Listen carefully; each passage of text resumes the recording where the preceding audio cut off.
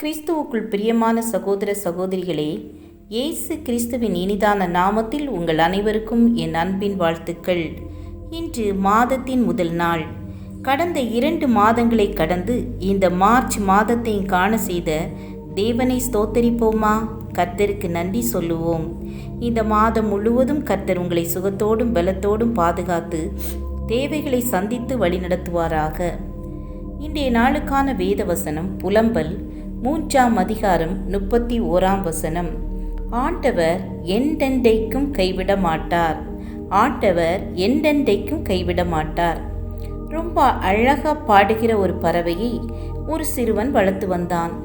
அந்த பறவை பாடுவதை தன் நண்பர்களிடம் காட்டி மகிழ வேண்டும் என்று அந்த சிறுவன் நினைத்தான். ஆனால் அந்த பறவை பகல் நேரத்தில் வாயை திறக்காது. இரவில் மட்டும்தான் தன் வாயை திறந்து பாடும். அதனால அந்த பையனுக்கு மிகவும் ஏமாற்றமாக இருந்தது.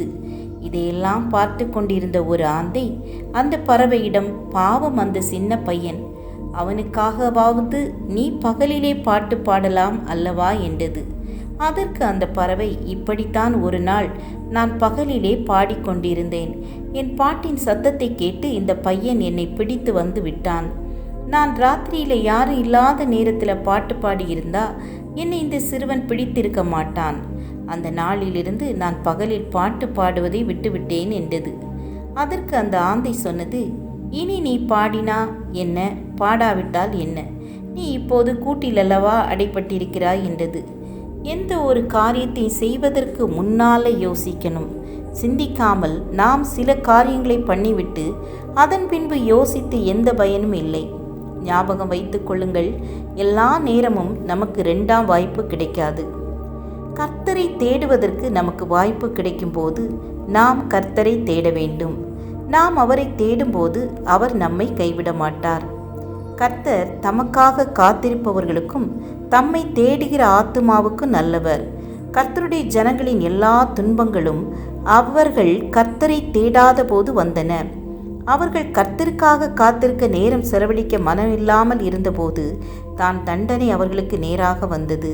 அவர்கள் எப்பொழுதெல்லாம் கர்த்தரை நிராகரித்து கிளர்ச்சி செய்தார்களோ அப்பொழுதெல்லாம் அந்நிய தேசத்தினரிடம் சிறைப்பட்டு போனார்கள்.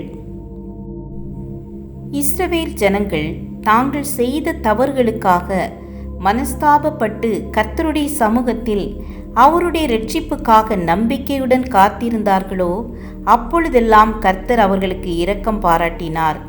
இளம் வயதில் பிரச்சனைகளை சந்திக்கும் போதும் பாடுகளை சந்திக்கும் பொழுதும் அதை பற்றி புலம்பாமல் தனியாக அமைதியாக உட்கார்ந்து யோசிப்பது நலம் என்று எரேமியா கூறுகிறார்.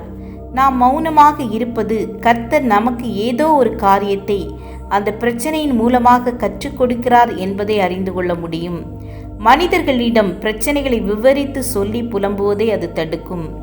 ஆம் என கண்பானவர்களே, இன்று நீங்கள் பல பிரச்சனையின் ஊடாக செல்ல நேரிடலாம்.